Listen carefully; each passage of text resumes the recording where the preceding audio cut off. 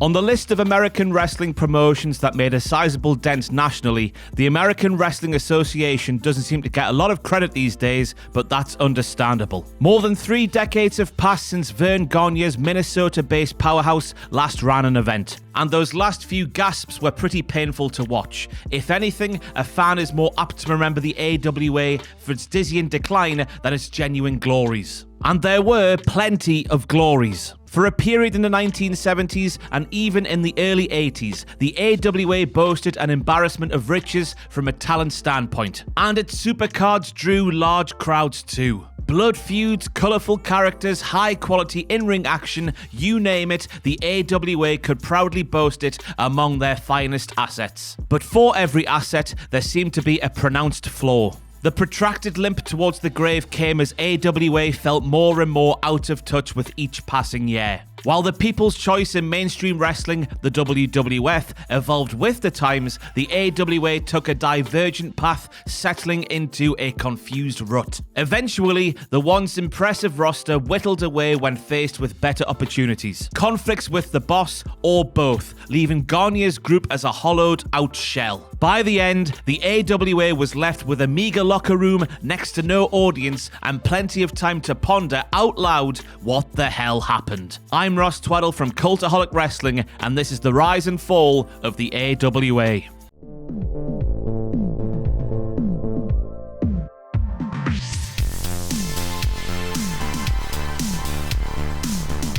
Beginning in 1933, a man by the name of Anton Stecker, brother of 3-time world champion Joe Stecker, promoted cards under the banner of the Minneapolis Boxing and Wrestling Club. In 1952, he sold 1/3 interest in his promotion to his son Dennis, as well as a promoter named Wally Carbo. 2 years later, Stecker passed away, allowing Dennis and Carbo to assume full control of the Minneapolis territory, which had been a part of the National Wrestling Alliance since the NWA's 1948 inception. The gem of the territory was local star athlete Vern Gagne, a pro wrestler since 1949 and a bona fide television star. With impressive collegiate and Olympic credentials as a wrestler, Gagne hit the airwaves via the now defunct Dumont Network, which broadcast matches from Chicago's Marigold Arena. Gagne became a star on account of his clean-cut earnestness and his superior athleticism, the sort of hard-working, salt-of-the-earth star athlete that American audiences of the day greatly appreciated. Qualities like this made it seem inevitable that Gagne would one day hold the NWA World title and serve as its long-term champion. It never came to pass, however, as while Gagne did hold his own in hour-long draws with incumbent champion Lou Thesz, the expected changing of the guard never did get that rubber stamp. The tiresome political games played by promoters had worn on Gagne,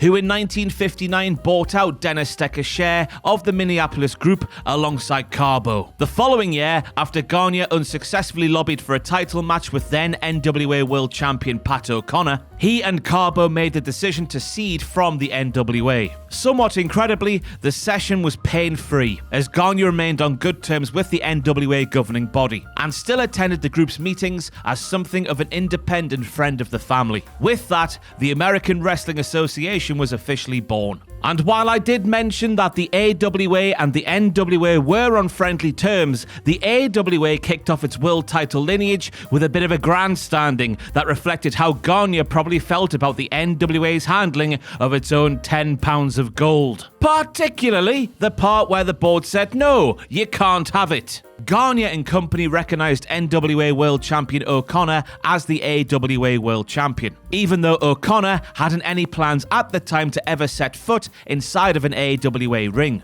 O'Connor was then given 90 days to defend the belt he'd never won, or probably ever seen a picture of, against Gagne, and of course, that wasn't going to happen. Gagne's demand never aired outside of his TV market in Minnesota and the neighbouring Dakotas anyhow, so this was strictly to boost Verne's credibility among his local constituency. After those 90 days lapsed, in August of 1960, NWA/AWA World Champion O'Connor was stripped of the belt, and Gagne was crowned champion due to the no-show. Most wrestler promoters would just crown themselves champion on day one, or win a fictitious tournament on another continent. But oh no, not Verne. He decided to right an egregious wrong first, then crown himself champion. The belt allowed Gagne's local legend to grow, but the AWA wasn't going to remain local. In the coming years, the AWA expanded from its northern outpost, adding Wisconsin, Nebraska, Iowa, and Colorado to its circuit. A partnership with wrestlers Wilbur Snyder and Dick the Bruiser allowed Verne to expand into Indiana, while he also purchased the Chicago territory, giving him access to America's third biggest media market. The AWA did strong, if steady business in the 1960s, but things got hot at the dawn of the 70s, thanks to a TV angle that didn't quite go according to plan. Perhaps the biggest star in AWA's history was Reginald Lisowski, the legendary Crusher. The beer-guzzling, fight-to-the-death Crusher was a hero to legions of blue-collar fans, and remains a mythic figure in his native Milwaukee. Hence the nickname, the wrestler who made Milwaukee famous. Crusher's status as a major box office draw was unquestioned, especially in the beer capital of the world. But while it's nice to have a major drawing card in your locker room, it's even nicer when he's involved with an enticing blood feud. That's what the AWA got in 1971. Treacherous siblings Mad Dog and Butcher Vachon had just vanquished the duo of Edward Carpentier and the future Buddy Roberts, and were administering a post-match beatdown when Crusher hit the ring for the save. As Mad Dog was in the midst of blading during the fracas, Crusher stomped a little too snugly on Mad Dog's head, unwittingly causing the blade to embed too deeply, cutting one of Vachon's arteries. The amount of blood loss was near catastrophic, and the studio where the match was filmed looked like a horrific crime scene. Gruesome as that melee was, it was responsible for fervent interest. Crusher vs Mad Dog became a must-see whenever the two came to town, resulting in record business in the AWA's biggest markets. In this period, the AWA freshed out a highly impressive roster of vibrant characters. In addition to Crusher and the Vachons, there were the regular tag team champions of Nick Bockwinkel and Crippler Ray Stevens, contrasting Bockwinkel's snooty confidence and eloquent candor with Wildman Stevens' penchant for exuberant bump taking. Together, they were managed by Bobby the Brain Heenan,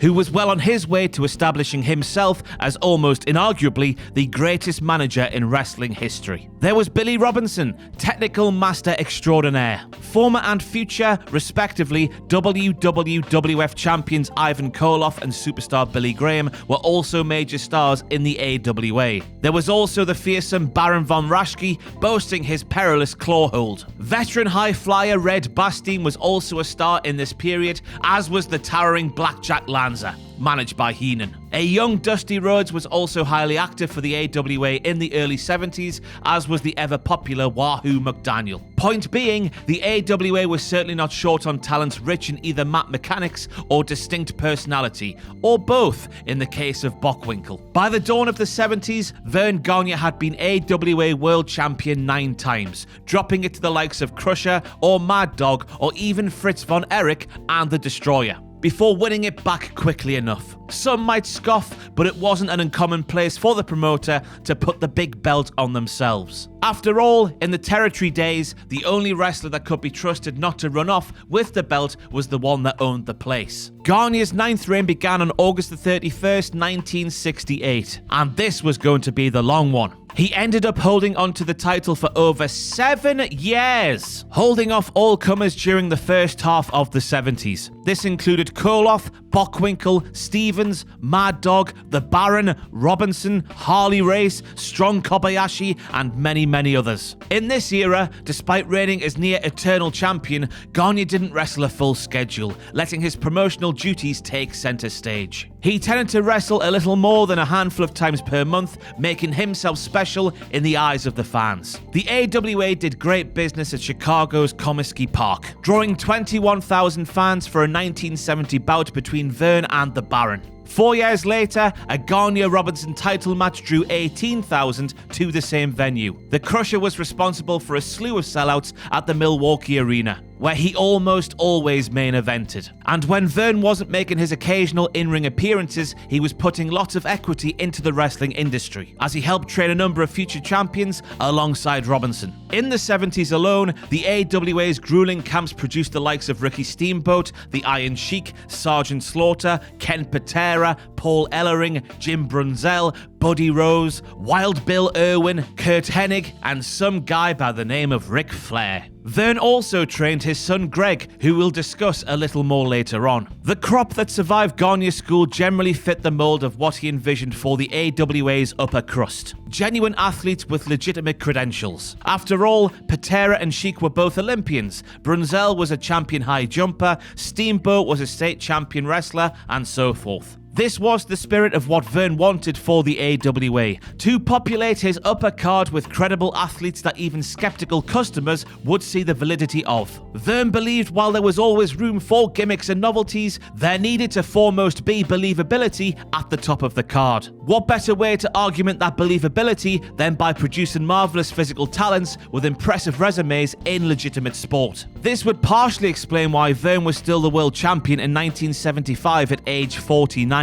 Having held the belt since he was 42. Olympic wrestling alternate, professional football prospect, and a large audience that respected those credentials. Verne fit the bill of what Verne wanted in a champion. Gagne did drop the title in late 1975 to Bockwinkel, who went on to reign for nearly 5 years as champion himself, before losing it back to Gagne in the summer of 1980. On May the 10th, 1981, Vern Gagne's 10th and final reign as AWA World Champion came to an end. At 55 years old, the AWA founder was hanging up the boots, and with his retirement came the dropping of the World Championship. Mind you, he didn't lose it in the ring. He just vacated it after beating Bockwinkel one more time before 16,000 fans in St. Paul. Bockwinkel was simply awarded the title 1 week later, following Verne's vacancy. While one can bristle at Verne's going out without doing the honours, especially for someone the calibre of Bockwinkel, AWA business was hot enough to render any bitterness mostly moot. And business was expanding. In 1981, the AWA started promoting cards at the Coliseum in Oakland. 12 years after Gagne unsuccessfully tried promoting in Los Angeles. A year later, the AWA moved into San Francisco's Cow Palace. A year and a half after promoter Roy Shire ended his occupancy of the region.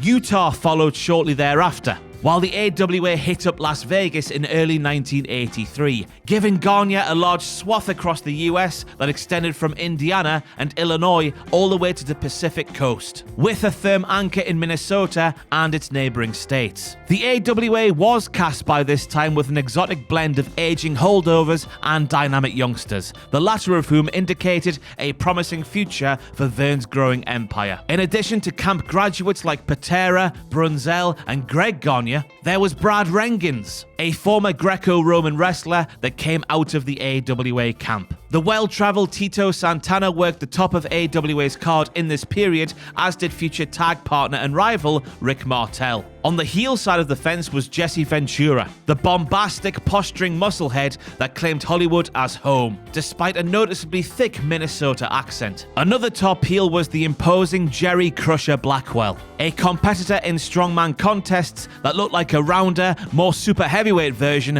of Mick Foley. Then there was Dr. D. David Schultz, who some consider the prototype for Stone Cold Steve Austin. Boisterous and intimidating, Schultz combined blunt rhetoric with a lawless brawling style to become a top villain. Standing out in this vivid fray was the tall, tan and muscular Hulk Hogan. In 1981, then WWF performer Hogan ran afoul of Vince Sr. when he filmed his scenes for Rocky III against Sr.'s wishes. This led to Hulk jumping to the AWA, where his star presence and rare charisma galvanized the fan base. Along with occasional appearances from a barnstorming Andre the Giant, as well as the residence of legendary figures like Mad Dog, Crusher, Baron, and Bockwinkel, one could certainly make a case that in the early 80s, the AWA had the best roster in all of American wrestling. Along with an arena and televised presence that stretched over much of the United States, the AWA looked like it was positioned well for years to come. Of course, Vern Gagne wasn't the only American promoter that was all too eager to expand. In 1983, Vince McMahon withdrew his Northeast-based WWF from the National Wrestling Alliance. Since buying out his father's group the previous year, McMahon immediately began looking for ways to grow his territory beyond being, well,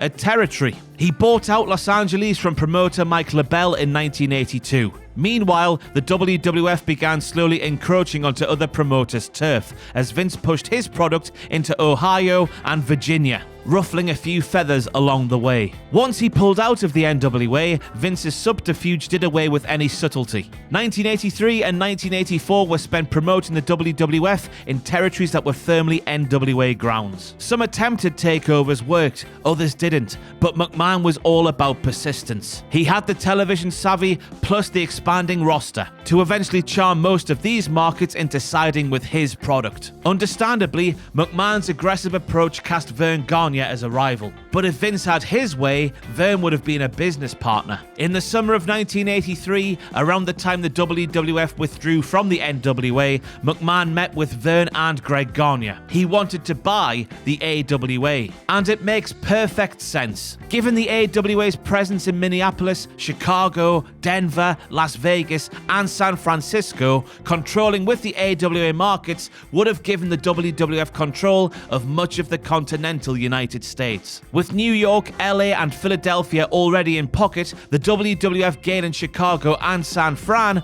would have given them control of the top 4 US media markets, 5 out of the top 6, and with DC and Boston as WWF outlets, 7 out of the top 10. As Greg Gagne recalls, he and his father were at least willing to hear Vince out, but there was no real urge to sell. The meeting apparently went cordially enough, and when it was over, the Gagnes took Vince back to the airport. As the legend goes, when they dropped Vince off, he turned to the Gagne men and emphatically stated, "I don't negotiate." Now, the death of the US territory system and the WWF's subsequent monopoly are often laid squarely at the feet of Vince's bullish tactics. It is true that McMahon wasn't afraid to fight dirty when it came to prevailing the WWF over any and all rival groups. But for the death of the AWA, Vince's strong arming was really only secondary, indirect cause of death. The real cause of death was administered internally. This issue became evident during the early 80s, when champion Bockwinkel matched up with wildly popular Hogan. The Hulkster was like no other babyface in AWA history. Verne was a super athlete, albeit one rooted in an assiduous humanity. Crusher was a little more larger than life, but could still be characterized as the baddest bloke down at local watering hole. In other words, Crusher was a human that led an interesting life. But Hogan was a revelation.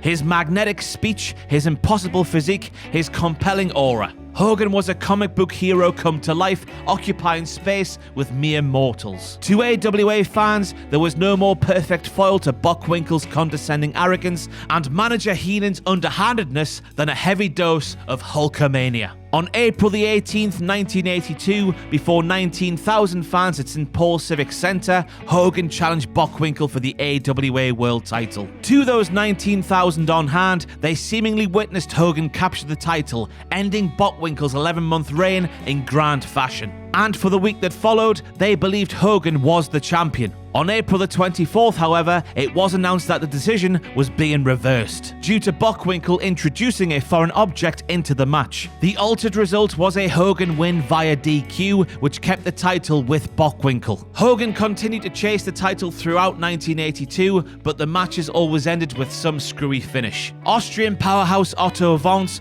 briefly and randomly got to hold the AWA World title later in the year, before dropping it back to Bockwinkel. Meanwhile, Hogan remained unable to get an actual reign with the belt. Maybe he should have paid Verne money to become the champion, which is exactly what Wanz did. A year after the reverse decision in St. Paul, Hogan was going to get another crack at the gold. On April the 24th, 1983, in the same building at an event dubbed AWA Super Sunday, Hogan once more challenged Bockwinkel for the title. After a year plus of chasing the champ, this had to be Hogan's moment to shine. And he got that moment.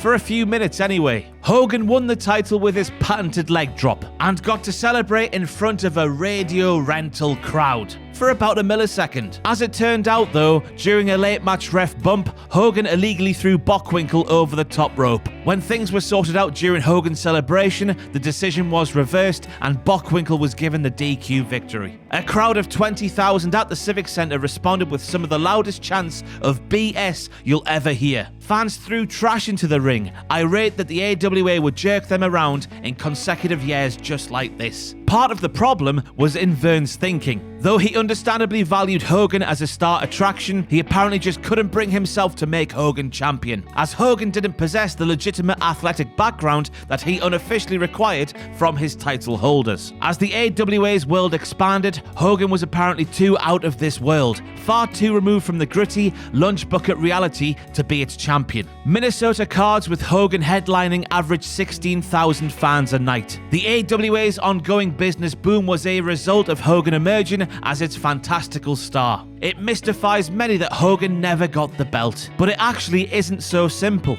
The AWA's deal with All Japan called for allowing All Japan to book AWA's world champion. Hogan, meanwhile, had a lucrative deal with rival New Japan, so there was a political conflict there. Hogan wasn't willing to give up his New Japan money to work All Japan instead. Wherever exactly the biggest roadblock was situated on Hulk's road to the gold, the result was the same for the fed-up fans. No belt for Hogan meant no satisfaction for the masses. Later in 1983, Hogan took the path that many valuable wrestlers were just starting to travel down. He was going to New York to work full-time for Vincent K. McMahon. The biggest factor that drove Hogan away from the AWA wasn't the belt, but rather his cut of merchandise sales. Hogan wanted a substantial cut, and Verne balked at readjusting the balance, or perhaps imbalance, he had in place. And if you think not making Hogan the AWA champion was short-sighted, consider how dumb it looks to not let your biggest star have a bigger merch cut, when his presence at arenas was just going to continue paying for itself. But no matter, McMahon was more than interested in merchandise than the man his father once chased out of New York, and the rest is history. Hogan wasn't the only AWA star to take issue with money. Jesse Ventura routinely quarreled with Verne over his pay, and even walked out a few times over it. In Dave Meltzer's 2015 obituary for Verne, he cites an example given by occasional announcer Larry Madisick, in which Madisick witnessed Ventura angrily storm out after learning how meager his payoff was for a match. That was compared to what Verne's son Greg Gagne was paid. Madisick asked Verne what he was going to do now that Ventura had apparently quit. Verne's response was to laugh and say nothing. He'll be back in 2 days. According to Ventura, the last straw was when he and partner Mr. Saito took an unexpected pay cut for a main event match where the house drew more money than usual. That's because, per the body, the Gagnes had just gone on a skiing trip to Colorado and needed a way to pay it off. So Verne docked it from the boys. But one day, Ventura wouldn't be back 2 days after leaving. With the promise of big money and bigger opportunity, Ventura jumped to the WWF in 1984, along with other AWA regulars like Schultz, Vachon, Adrian Adonis, Dick Murdoch, Mean Gene Okerlund, and Heenan. Meanwhile, Andre cut out all other American groups like the AWA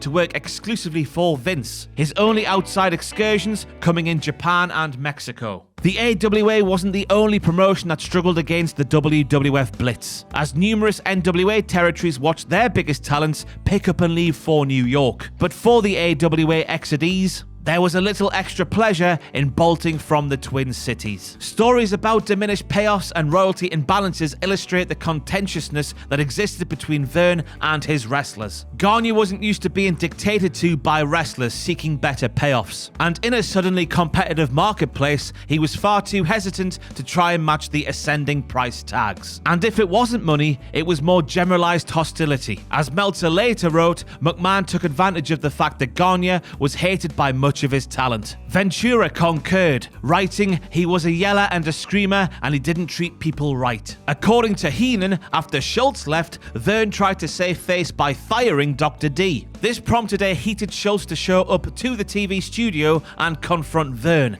nearly resulting in a fight. But while Verne nearly ended up in a brawl with the Bad Doctor, there was a much more serious turf war going on in Minnesota. In the summer of 1984, McMahon sent his tanks into Verne's backyard. Earlier that year, McMahon managed to usurp the AWA's TV contract out in San Francisco. But actually promoting cards in Minnesota?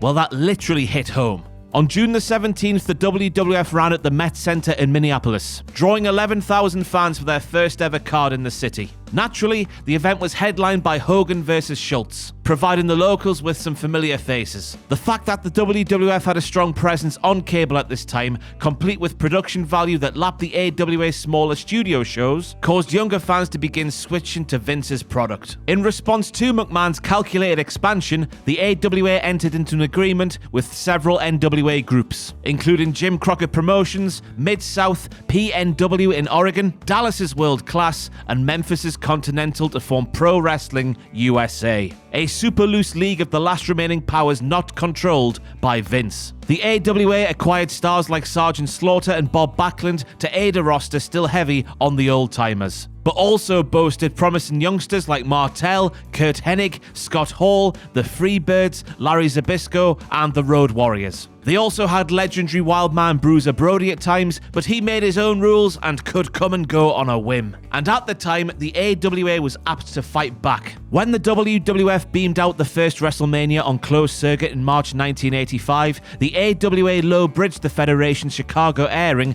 by running a card before 10,000 fans at the Rosemont Horizon on the same day. In the months ahead, the WWF and AWA staged events days apart in cities like Minneapolis and Chicago, where incredibly, the AWA actually managed to soundly thwart the WWF offerings in the early going. Verne came out of retirement for some of those cards to try and curry local favour. But McMahon had the brilliant idea of getting arena exclusivity, taking away San Francisco's Cow Palace. The WWF managed to kill off the AWA's exclusivity at the Rosemont Horizon, forcing AWA to share the building. From that point on, the WWF began overtaking the AWA's grip on the Windy City. By the end of 1985, the WWF had started outdrawing AWA in Minneapolis as well. The AWA, however, was still in decent shape. They picked up a time slot on ESPN in August of 1985, giving Verne's group a foothold on cable. Along with an excellent roster and reasonably strong attendance figures, the AWA may have been losing ground to the WWF, but they were still a sturdy outfit. Plus, the AWA was working in conjunction with Pro Wrestling USA, and the group had a major event coming up: Super Clash, Pro Wrestling USA's answer to WrestleMania. That took place on Saturday, September the 28th at Chicago's Comiskey Park, and boasted a whopping 13 matches, many of them for the various promotions' championships. More than 20,000 fans attended a card that included Ric Flair defending the NWA World title against Magnum TA, and now AWA World Champion Rick Martel taking on Stan Hansen. But there were major issues. Verne and Jim Crockett had a dispute over the show's gate, while it was rumoured that Jim's brother David tried to sign away a number of AWA stars during the course of the evening. The Pro Wrestling USA faction only lasted a few more months before Crockett pulled out, and the operation disintegrated. One of the final joint efforts was an event at New Jersey's Meadowlands at the end of 1985, where Hansen ended Martel's 19-month reign as champion. Things really started turning for the worst in 1986. Wally Carbo got out of the AWA, selling his ownership to Gagne. Blackjack Lanza left as well, moving to the WWF as a backstage agent. Lanza was of quick use to the WWF, as he apparently helped the Federation take over the AWA's TV slot and local arena in Winnipeg. TV and arena takeovers continued in the AWA's home market, as the WWF's Rock and Wrestling Blitz was far too tempting a bandwagon for station and building managers to not climb aboard. 7 months after Super Clash, Verne attempted another Mania-level extravaganza with Wrestle Rock, a 16-match megacard at the Metrodome in Minneapolis. To promote the event, the AWA put together a music video in the vein of the Chicago Bears' popular Super Bowl Shuffle, the knockoff entitled The Wrestle Rock Rumble. Really, there's nothing I could say that could adequately mock whatever the bloody hell this thing is. It mocks itself with each passing second. If you've never heard 60-year-old Vern Gagne rap, know that he was less Moss-deaf and more probably deaf. Shout out to Bockwinkel for actually having rhythm.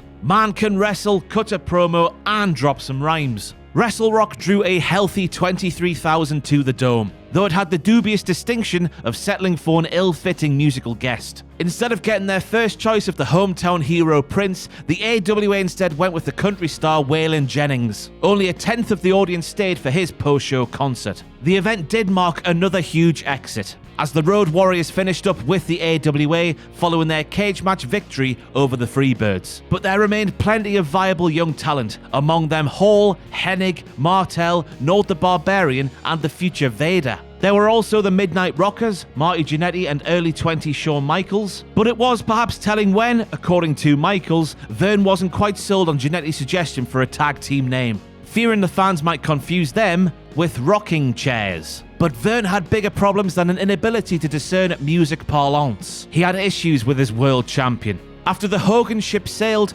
49-year-old Bockwinkel was dropping the belt to Jumbo Tsuruta, who ceded it 3 months later to Martel. Good-looking an athlete as Martel was, he was no Hogan, nor was he Flair. And it was fair to position the future model as the number 3 world champion stateside. Rambunctious, ornery Stan Hansen was a reasonable choice to end the year-and-a-half reign of benign, modest Martel. Between his believable presence and his hard-hitting style, Hansen could certainly anchor the AWA as a heel champion. But Hansen wasn't happy with how he was booked, being given a laundry list of squash wins over locals instead of somebody substantial he could draw with. Already in a sour mood, when Hansen was informed he would be dropping the AWA belt to Bockwinkel, he walked out of the company, taking the belt with him on a tour of all Japan. The AWA ended up stripping him of the belt for no showing a planned title bout in Denver with Bockwinkel, while demanding that Hansen return the belt. And he did, after running it over repeatedly with his pickup truck. Reportedly, when Hansen mailed back the title to the AWA offices,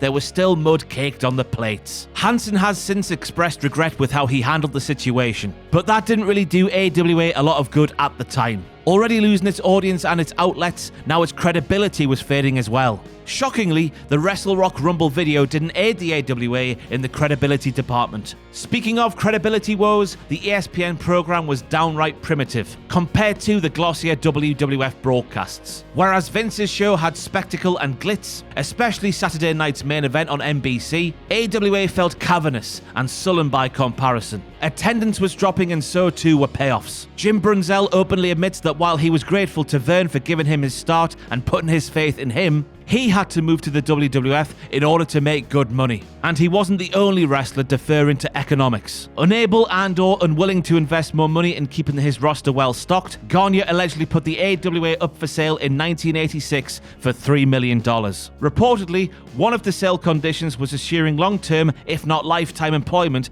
for his son Greg. Mind you, other promoters and wrestlers would get up in arms whenever Verne tried putting the AWA World title on his kid. So guaranteeing Greg some kind of lifetime job had potential to be a bit of a hang-up. And it wasn't that Greg was a bad wrestler by any means. He was a reasonably solid technician and acquitted himself well as one half of the High Flyers with Brunzell. But unlike his dad, Greg's wrestling prime came in the colourful, gaudier 80s, and Greg was anything but gaudy or colourful. An attempt to repackage Greg as a Rambo-like character under Slaughter's tutelage was the finest military comedy this side of Sergeant Bilko. Shame it was unintentional comedy. Regarding the possible sale, Verne even reportedly spoke to Vince for several weeks about a possible purchase, but it didn't materialize. Vince didn't get the AWA, but he did get the St. Paul Civic Center, the AWA's main building. After the WWF signed exclusivity rights for the venue in late 1986, the AWA was left without a venue in their home base for the first time. Then there were more escapees.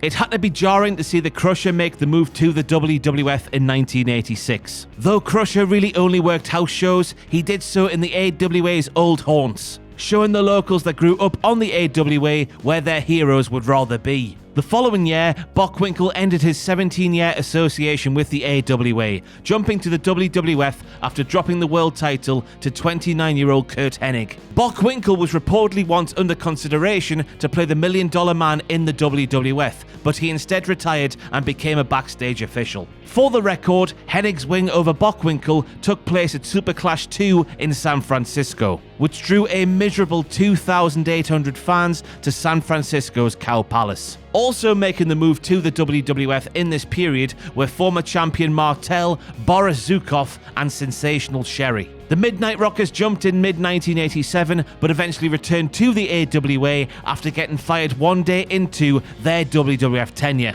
Damn bar fight. The Rockers eventually returned to New York in 1988, while Hennig also made the jump after dropping the AWA belt to Jerry Lawler. The Baron turned up briefly as the manager for the Powers of Pain. Even announcer Ron Trongard was brought on board because why the hell not? Vince seemed to be making a game out of plucking away anything that belonged to the AWA. And why not? Verne wasn't exactly putting up a fight at this point. It was a disheartening sign of the times when in February 1988, Gagne presented a card at the due-to-be-demolished Minneapolis Auditorium, where he began his career, and only 1,700 fans showed up to see the venue off. But badly wounded, Verne did try to circle the wagons with other surviving territories. A venture with Memphis and World Class held promise, but everything fell apart with Super Clash 3, the AWA's only ever pay-per-view at the end of 1988. Less than 1,700 fans showed up in Chicago's UIC Pavilion to witness a muddled card, complete with a screwy finish in a title unification match pitting AWA champ Lawler against World Class title holder Kerry Von Erich. Not only was the show poor, but issues between Gagne and co-promoter Jerry Jarrett, as well as Gagne reportedly not paying the visiting performers, led to the destruction of their cooperative. It also led to former devaluation of the AWA belt, as Lawler was stripped of the title when Memphis pulled away from Verne's group. As 1989 came around, the AWA was firmly on life support. Larry Zbyszko, Verne's son-in-law, won the vacant belt in a battle royal. Aging stars like Patera, McDaniel, Colonel De Beers, and Sergeant Slaughter occupied space with young hopefuls like Kokina Maximus, the future Yokozuna, Tom Zenk, the Destruction Crew, Bad Company, and the Trooper Del Wilkes, who would one day become the Patriot. Office worker Eric Bischoff became a TV personality, giving him more experience in a business he would briefly sit atop of. Perhaps erroneously, Bischoff has been credited or blamed with coming up with a concept for the AWA called the Team Challenge Series. The series was a confusing, poorly constructed competition in which what was left of the roster was divided into 3 teams, and the participants faced off in a series of random gimmick matches, all for the purported prize of $1 million. The pilot episode of the Team Challenge series has been uploaded to the WWE Network, and believe me, it makes the Wrestle Rock Rumble seem lucid by comparison. It has to be seen to be believed. By 1990, the writing on the wall had been underlined several times, and was eventually replaced by a sizzling neon sign. About the only good news was that Zbyszko's dropping of the title to Mr. Saito took place in front of over 60,000 fans, though that's only because it occurred on the undercard of a New Japan event at the Tokyo Dome. It was far less prestigious when Zbyszko regained the belt that April, in front of just 2,000 fans at Super Clash 4 in St. Paul. Though, that was practically WrestleMania when compared to many of the final TV tapings, which were held in an empty TV studio. The final TV taping occurred in August 1990. After a few more house shows that year, champion Zbyszko jumped to WCW, causing the belt to be vacated one last time. The WWF plucked Slaughter in 1990, as well as Paul Diamond. The following year, they brought in Nord the Barbarian to become the Berserker, and the Destruction Crew to play the Beverly Brothers. AWA officially closed up shop in 1991. The money losses were just too much. Bischoff later explained that one of the reasons Verne had to pull the plug was the loss of AWA's main financial resources, that being property Verne owned near Lake Minnetonka, that the government seized in an eminent domain case. When the monetary pipeline was shut off, AWA had next to no fuel left. Across its 30-year history, the AWA ran the gamut between pro wrestling hotbed and shambling also ran. So many important stars got their start or found their first taste of success in Vern Gagne's American Wrestling Association. Through some savvy business moves, Gagne grew the territory from its Twin City roots to something genuinely resembling a national power, with access to outside regions thanks to friendly co-ops. The AWA had a cable TV deal and was home to Hulk Hogan's first big babyface push. They drew big crowds to outdoor stadiums and could have been the consensus pick for the best American promotion in different years during the 70s and 80s. But when things go south, they go south quickly. Losing Hogan was more than just a crucial gain on Vince's part. It was a tide-turning happening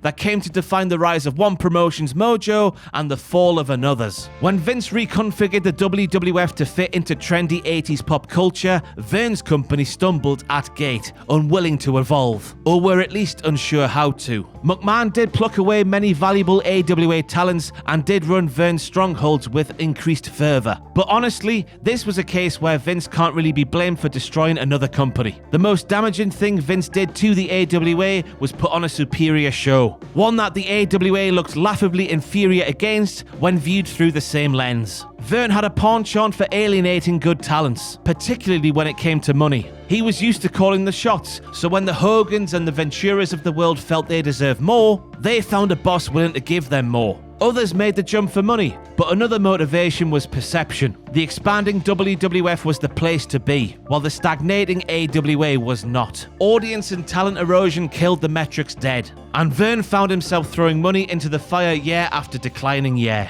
Strategic alliances quickly failed, leaving the AWA as a dead-end business awaiting the inevitable. A fair look at history will show that the AWA had a mostly incredible 3-decade run, and was responsible for so much valuable wrestling history. But when times changed, the AWA didn't, and the final years were a painful limp into pro wrestling's beyond.